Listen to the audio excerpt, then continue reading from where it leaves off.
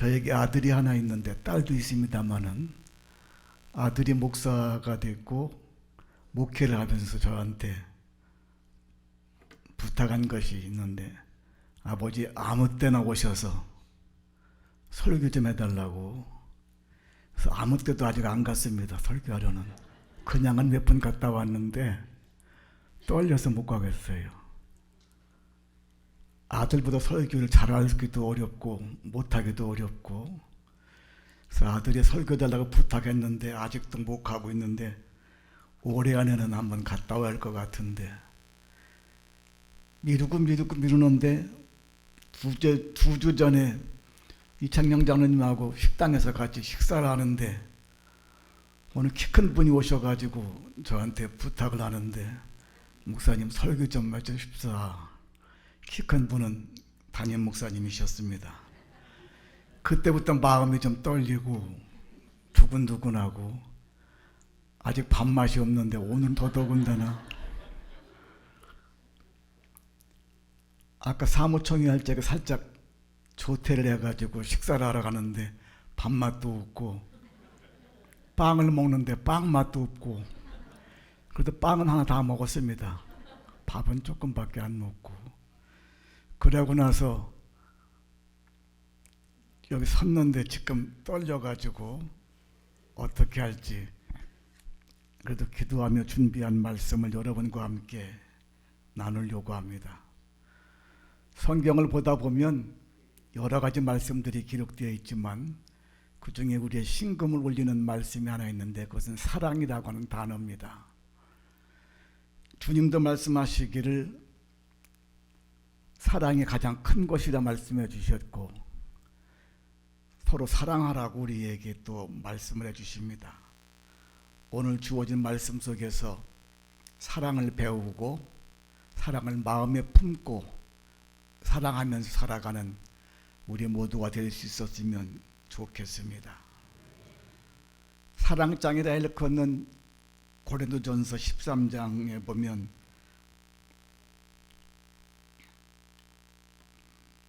내가 사람의 방언과 천사의 말을 할지라도 사랑이 없으면 소리나는 구리와 울리는 괭가리가 된다라는 말씀이 13장 1절에 기록되어 있고 4절부터 7절까지 내용은 여러분들이 교회 오실 때마다 그 벽에 걸려있는 족자 사랑장 써있는 거 보셨죠? 그 내용의 말씀처럼 사랑은 오래 참고 사랑은 온유하며 시기하지 아니하며 사랑은 자랑하지 아니하며 교만하지 아니하며 무례히 행하지 아니하며 자기의 유익을 구하지 아니하며 성내지 아니하며 악한 것을 생각지 아니하며 불의를 기뻐하지 아니하며 진리와 함께 기뻐하고 모든 것을 참으며 모든 것을 믿으며 모든 것을 바라며 모든 것을 견디느니라 말씀하고 있습니다. 성경을 읽다 보면 많은 사람들이 등장하고 있는데 그들 가운데 믿음이 있고 믿음 가운데 살아가는 사람들 가운데서도 그들에게 여러 가지 시련과 역경과 권고와 어려움들이 있었던 사실을 볼 수가 있습니다. 아브라함의 경우를 잠시 살펴본다고 하면 아브라함 얼마나 훌륭한 신앙인입니까? 믿음 있는 사람입니까? 그럼에도 불구하고 그에겐 어려운 문제가 있었어요. 첫째는 하나님께서 어느 날 너의 고향 친척 아비집을 떠나 내가 내게 보여줄 땅으로 가라. 한순간에 아브라함에게 하나님께서 이사를 가라고 합니다. 지금은 좀 쉬울지 모릅니다만 이사 간다는 것이 그렇게 쉽지가 않습니다.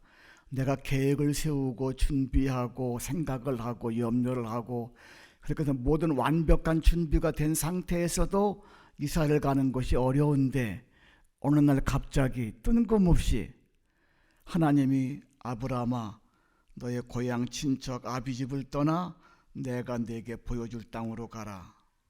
이사 가거라.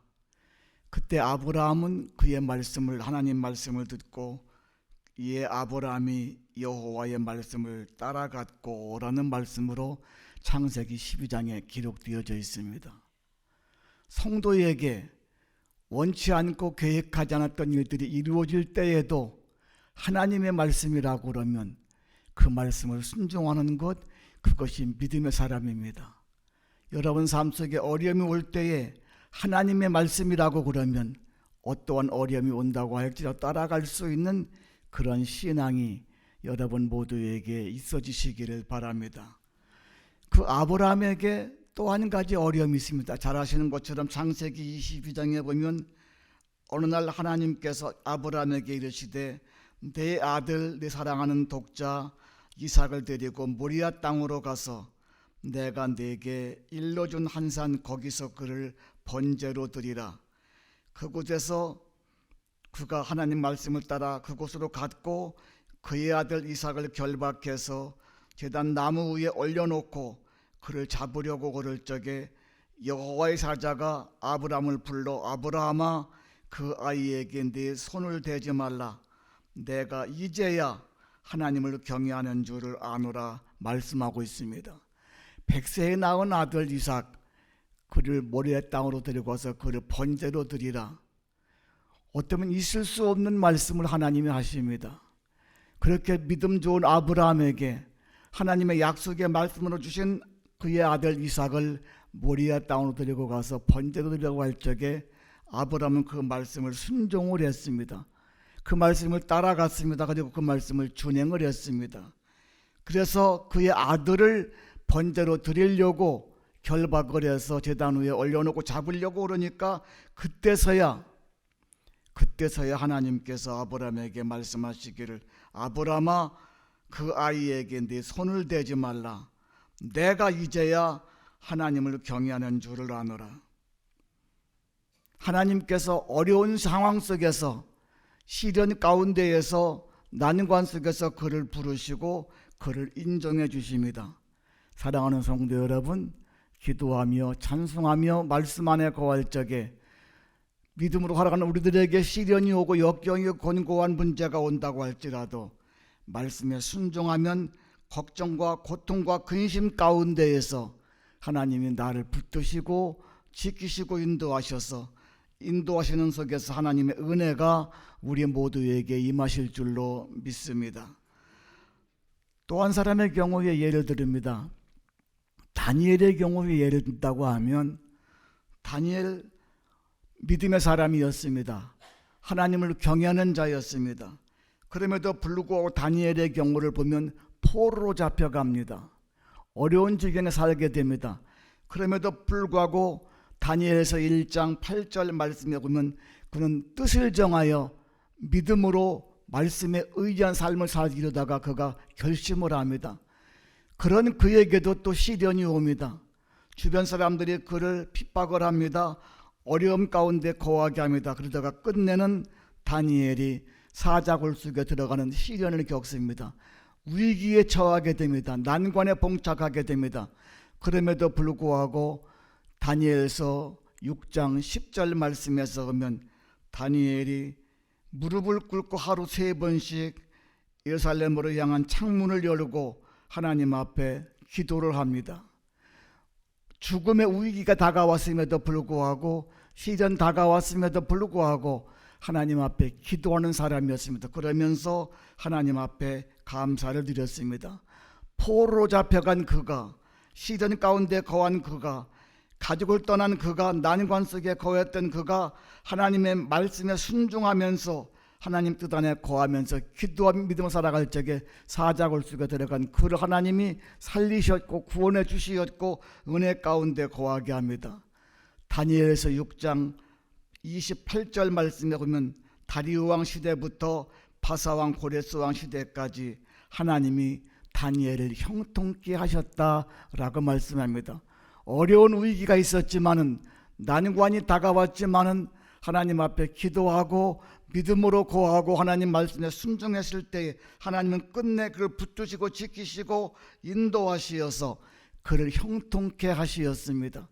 사랑하는 성도 여러분, 하나님이 함께 하시면 형통합니다. 하나님 붙드시면 잘 되어집니다. 여러분 삶 속에 난관과 위기와 어려운 힘든 문제가 부딪혀 온다고 할지라도 다니엘처럼 그렇게 기도하고 하나님께 감사하는 가운데 하나님께서 형통케 하시는 그런 역사가 있어지시기를 바랍니다. 한 사람의 경험만 더 얘기를 합니다. 느헤미야를 우리가 잠깐 봅니다. 느헤미야 믿음의 사람이었습니다. 하나님을 경외하는 사람이었습니다. 그런데 그가 어려움 가운데 고할 적에 날마다 하나님 앞에 기도하는 가운데에 고향에서 돌아온 사람들이 들려준 얘기에 의하면 나라가 어려움 가운데 갑니다. 어떤 면에서 마치 우리나라와 같을는지도 모릅니다. 그 속에도 부르고 하나님 앞에 기도했던 느헤미야, 그런 그에게 어려운 문제가 부딪혀 왔는데 그가 얼마나 안타까운 가운데에서 기도하고 금식했는지 왕이 느헤미야 얼굴을 보고 너 얼굴이 왜 그러냐, 문제가 있느냐, 걱정이 있느냐, 근심이 있느냐 그에게 물어볼 적에 느헤미야가 왕에게 얘기합니다. 내 고국 내 나라가 어려운 가운데 있습니다. 성은 불타버렸고 성읍은 회파되었고 난관에 봉착해 있습니다. 내가 너를 어떻게 도와주랴. 왕이 그에게 물을 적에 느헤미야는 기도하면서 왕에게 부탁을 합니다. 왕이 그 얘기를 듣고 들어준 얘기가 세 가지가 나오는데 느헤미야서 2장 말씀 가운데 보면 느헤미야 2장 7절에 보면 내가 고국에 가서 고국에 무너진 성벽을 완성하기를 원하는데 나를 그곳으로 보내주시옵소서. 왕이 그에게 은혜를 베풀어 주어서 유다에 들어가게끔 통과증을 만들어 줍니다. 물질적인 지원을 줍니다. 군사적인 지원을 해줍니다. 그래서 가서 무너진 고국에 가서 무너진 성벽을 다 재건하고 하나님의 은혜 가운데에서 다시금 그의 사명을 감당할 수 있도록 은총을 베풀어 줍니다. 느헤미야에게 이루어진 그 일을 보면 하나님의 선한 손이 느헤미야를 도우셨다라고 얘기합니다. 어떠한 경우에 처한다고 할지라도, 심각한 위험에 처한다고 할지라도 하나님 앞에 기도하면, 하나님의 은혜를 사모하면 하나님이 함께해 주시어서 선한 손길이 우리를 도우셔서 우리를 지키시고 인도하시고 돌보셔서 잘되게 만들어줍니다. 여러분 잘 아시는 것처럼 이사야서 41장 10절 말씀에서 보면 두려워 말라 내가 너와 함께함이니라. 놀라지 말라 나는 네 하나님이 됨이니라. 내가 너를 굳세게 하리라. 참으로 너를 도와주리라. 참으로 나의 의로운 오른손으로 너를 붙들리라. 느헤미야의 하나님은 우리 하나님이 됩니다. 느헤미야를 붙들어준 그분께서 우리와 함께 하셔서 우리에게 은총과 긍휼과 자비를 베풀어 줍니다. 그러므로 빌립보서 4장 7절 이하에 기록된 말씀처럼 아무것도 염려하지 말고 다만 모든 일에 기도와 간구로 너의 구할 것을 감사함으로 하나님께 아리라. 그리하면 모든 지각에 뛰어난 하나님의 평강이 그리스도 예수 안에서 너의 마음과 생각을 지키시리라 말씀하고 있습니다. 로마서 15장 13절 말씀도 보면 소망의 하나님이 모든 기쁨과 평강을 믿음 안에서 너희에게 충만하게 하사 성령의 능력으로 소망이 넘치게 하시기를 원하노라 말씀합니다. 고린도후서 13장 11절 말씀에 보면 사랑과 평강의 하나님이 너희와 함께 하시리라 말씀하고 있습니다. 로마서 18장 28절 말씀에 보면 하나님을 사랑하는 자 곧 그의 뜻대로 부르심을 입은 자들에게는 모든 것이 합력하여 선을 이룬다라고도 말씀합니다. 오늘 예배에 참여한 성도 여러분, 아브라함처럼 혹은 다니엘처럼 혹은 느헤미야처럼 어려운 위기가 다가온다고 할지라도 기도하며 믿음 안에 말씀에 순종하여 삶으로 결국은 끝내는 하나님이 나와 함께 하사 주 안에서 승리하고 기뻐하고 감사하는 믿음의 역사가 여러분 모두에게 있어지시기를 바랍니다. 그러한 믿음 있는 여러분들에겐 하나님께서 우리에게 사랑하라는 말씀을 당부해 주고 있습니다. 미움은 다툼을 일으켜도 사랑은 모든 허물을 가리우느니라. 잠언서 10장 12절 말씀에 기록하가 있고, 사랑에는 거짓이 없나니 악을 미워하고 손에 속하라고 로마서 12장에 기록합니다. 사람의 친구를 위하여 자기의 목숨을 버리면 이에서 더 큰 사랑이 없다라고도 말씀합니다. 오늘 예배에 참여한 행성가족 여러분 개인과 가정과 우리 교회가 주님의 은혜 가운데에서 사랑을 실천에 옮기며 하나님의 은혜 가운데 거하면 우리의 삶을 주의 거룩한 역사로 온전케 인도해 줍니다. 사랑하는 자에게 가져야 할 당부할 세 가지 말씀이 있습니다. 사랑은 나누는 것이라고 성경은 우리에게 말씀합니다. 한 사람의 예를 들어봅니다. 구약성경 사무엘상 18장에 보면 요나단과 다윗에 대한 내용이 나오는데 사무엘상 18장 1절 말씀에 요나단의 마음이 다윗의 마음과 하나가 됐다라고 했습니다. 그래서 자기 생명같이 사랑했다라고 말씀합니다. 요나단은 다윗을 자기 생명같이 사랑해서 더불어 언약을 세우고 요나단이 자기의 입었던 겉옷을 벗어서 다윗에게 주었고 그 군복과 칼과 활과 띠도 그리했다라고 말씀합니다. 사랑은 서로 나누는 겁니다. 내 것과 네 것을 나누어서 서로가 하나 되는 그러한 일들을 이루어 갈 수가 있습니다.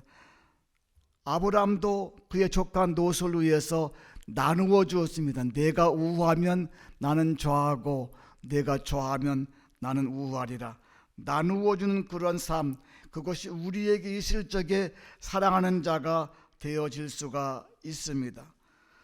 두 번째로 사랑은 본을 보여주는 겁니다.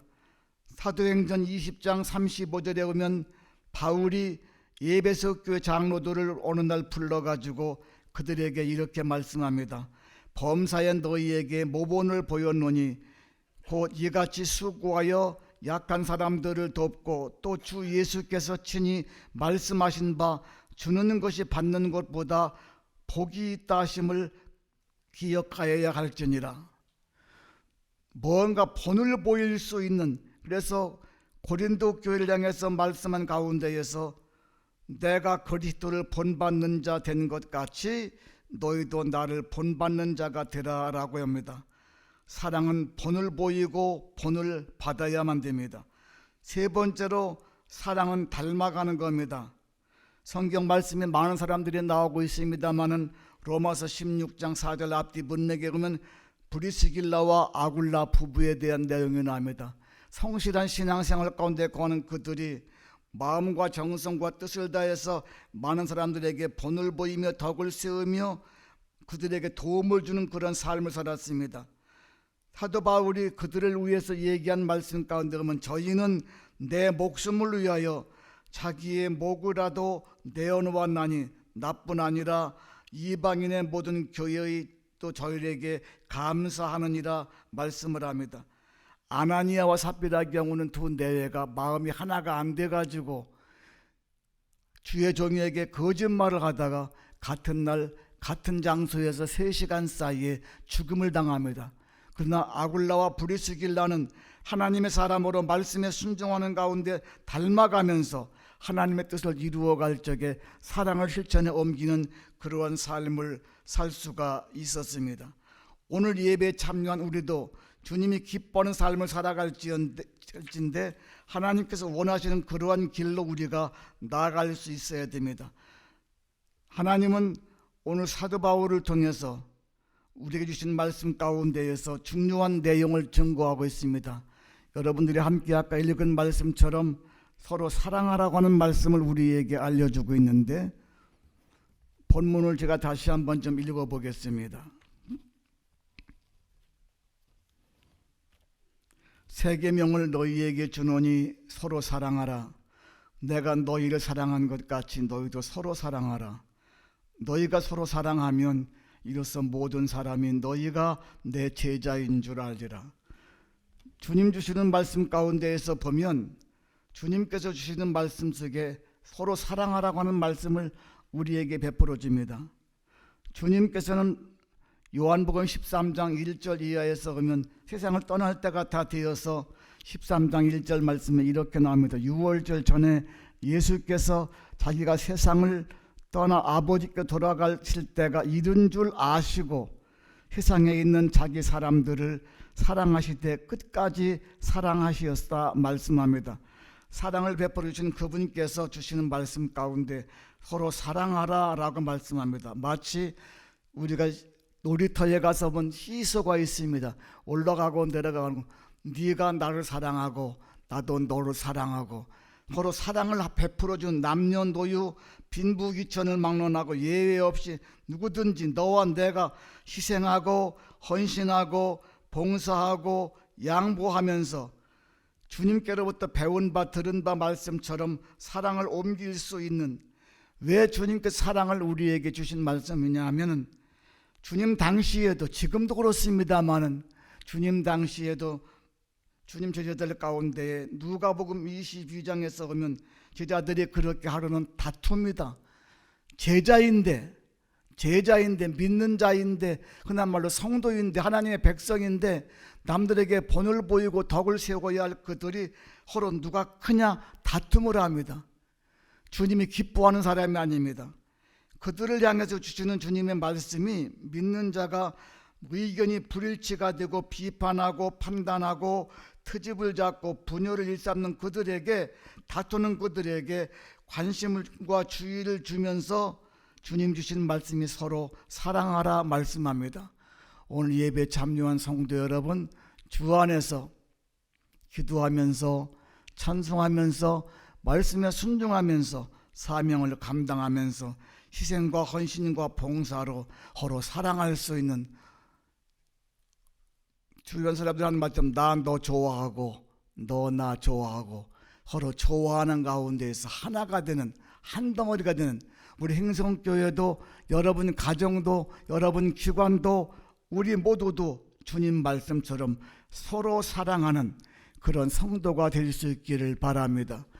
두 번째 주신 말씀 가운데에서는 내가 너희를 사랑한 것 같이 너희도 서로 사랑하라 라고 말씀합니다. 주님께서 본을 보여주신 내용은 무수히 많습니다. 형제자매지간에, 믿는 자지간에, 영적인 자녀지간에 성령께 주시는 은혜 가운데에서 서로 사랑을 연합하는 가운데 이루어갈 수 있는, 주님께로부터 받은 사랑을 우리가 다 기억하지는 못할지라도 그 사랑을 마음에 간직하고 주님의 은혜 가운데에서 주님께서 오시는 것도 사시는 것도 죽으시는 것도 부활하시는 것도 승천하시는 것도 다 사랑 가운데 이루어진 것임을 기억하고 받은 바 사랑을 힘입어서 내가 너희를 사랑하는 것 같이 너희도 서로 사랑하라고 하는 그 말씀을 우리도 실천에 옮길 수 있는 그런 믿음이 있었으면 좋겠습니다.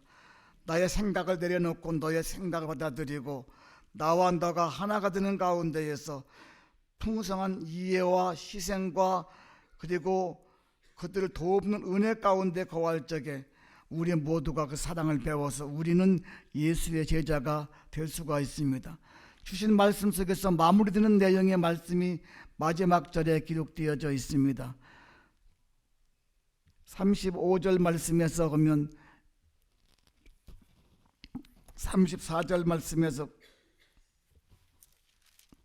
35절에 너희가 서로 사랑하면 이로써 모든 사람이 너희가 내 제자인 줄 알리라. 믿는 자가 어떻게 본을 보일 수 있고 덕을 세우신 서로 사랑하는 가운데에서 남들에게 그 모습을 보여줄 수가 있습니다. 주의 은혜 가운데 거는 사랑이 있을 적에 모든 것이 이루어질 수가 있습니다. 베드로전서 1장 22절 말씀에 보면 너희가 진리를 순종함으로 너의 영혼을 깨끗하게 하여 거짓이 없이 형제를 사랑하기에 이르렀으니 마음으로 뜨겁게 서로 사랑하라 라고 말씀합니다. 또 요한일서 4장 7절 이하의 8절까지 보면 사랑하는 자들아 우리가 서로 사랑하자. 사랑은 하나님께 속한 것이니 사랑하는 자마다 하나님을 알고 하나님께로부터 나서 사랑 안에 거할 때에 그 은혜 가운데 거한다라고 말씀을 하고 있습니다.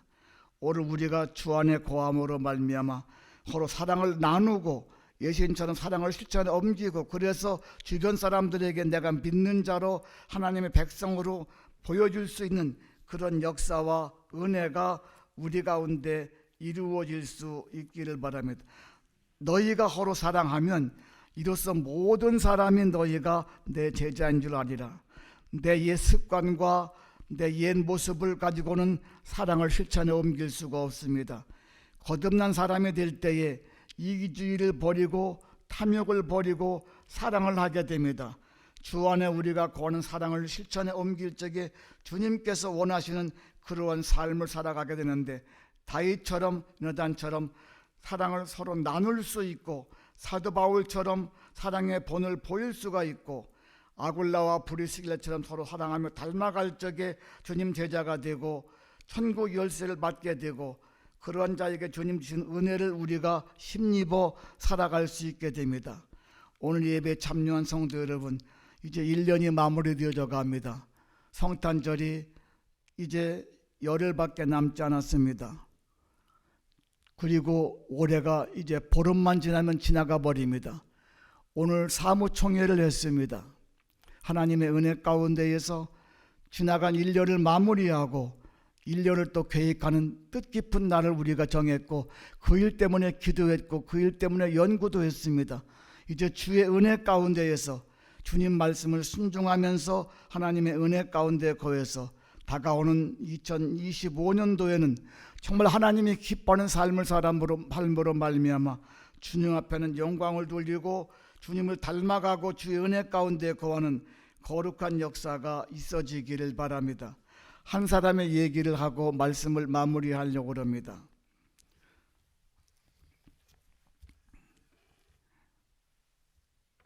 록펠러라고 하는 사람의 얘기입니다. 미국의 석유왕으로 큰 부자였습니다. 그에게 여러 가지 장점과 훌륭한 점이 많이 있었지만 그에게는 하나님을 믿는 신앙이 있었고, 그의 어머니의 믿음이 참 좋았습니다.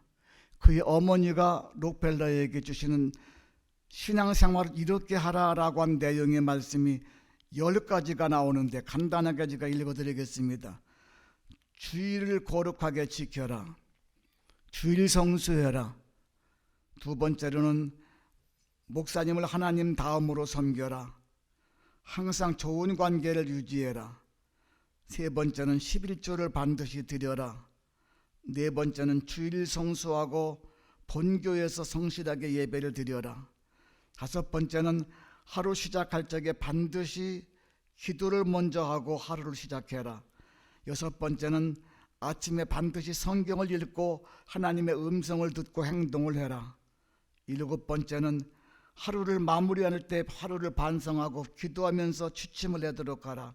여덟 번째는 이웃과 원수를 맺지 말고 용서하면서 화목하게 지내라. 아홉 번째는 남을 도울 수 있는 대로 때를 놓치지 말고 힘써 남들을 도와주라. 열 번째는 교회 예배를 항상 앞장서서 드리고 하나님 앞에서 성실한 신앙을 지키도록 해라. 이 말을 지켜서 록펠러가 신앙생활을 할 적에 그의 나이가 98세까지 100살 다 될 때까지 건강을 유지하면서 신앙으로 성실하게 감당을 했고, 그 문헌에 보니까 그가 평생 동안 교회를 4,928개를 지어서 봉헌을 했고, 그리고 대학교를 24개 대학을 세워서 드렸고, 정말로 그의 일생 100살 다 살 때까지 하나님 앞에서 사랑을 실천에 옮기니까 하나님께는 그것이 영광이 되고 자기에겐 은혜가 되고 주변 사람들에겐 본을 보이는 그러한 삶을 살았습니다. 오늘 여기 100세 되신 분 아직 안 계신데 하나님 여러분 생을 얼마까지 주실는지 모르지만 남은 여생 록펠러처럼 하나님의 은혜 가운데에서 주신 말씀을 순종하고 지키고 따라가서 사랑을 실천에 옮기고 예수님을 본받고 은혜 가운데 거함으로 하나님께는 영광을 돌리고 교회가 부흥성장하고 여러분 개인과 가정이 축복 속에 거해서 지금까지 지나온 것도 주의 크신 은혜지만 앞으로 남은 여생을 살아갈 동안에도 하나님이 함께 하셔서 하나님께는 영광 돌리고 주시는 기쁨과 축복과 은혜 속에 거하는 행성가족들 되시기를 주의 이름으로 축원해 드립니다. 기도하겠습니다.